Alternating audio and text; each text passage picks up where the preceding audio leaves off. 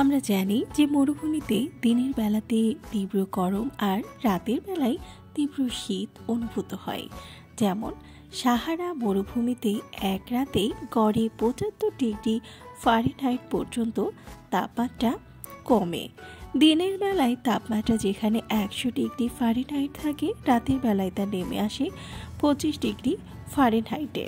অন্য সব মরুভূমিতেও প্রায় একই রকমের ঘটনাটি ঘটে। এর মূল কারণ হলো তাপের বিকিরণ।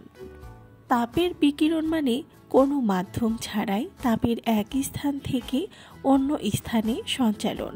তাপ সাধারণত ৩টি পদ্ধতিতে সঞ্চারিত হয়ে থাকে, যেমন পরিবহন, পরিচলন ও বিকিরণ।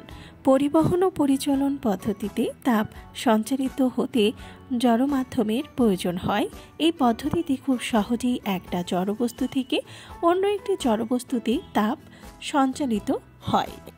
আর অন্যদিকে বিকিরণ পদ্ধতিতে সূর্য থেকে পৃথিবীতে তাপ আসে। দিনের বেলা সূর্য তাপ বিকিরণ করে আর পৃথিবী সেই তাপ শোষণ করে, যার ফলে ভূপৃষ্ঠ উত্তপ্ত হয়। ভূপৃষ্ঠ যত বেশি তাপ শোষণ করে, উত্তপ্ত হয়, তত বেশি গরম অনুভূত হয়।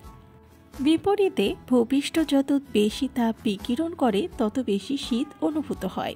মরু অঞ্চলের বাতাস শুষ্ক হয়ে থাকে, যেটা তাপ বিকিরণের জন্য স্বচ্ছ পদার্থ হিসেবে কাজ করে, যা শুষ্ক বায়ুর মধ্য দিয়ে খুব সহজেই তাপ বিকিরণ হতে পারে, যার দরুন দিনের বেলায় খুব সহজেই সূর্যের তাপ বিকিরিত হয়ে ভূপৃষ্ঠে আসে।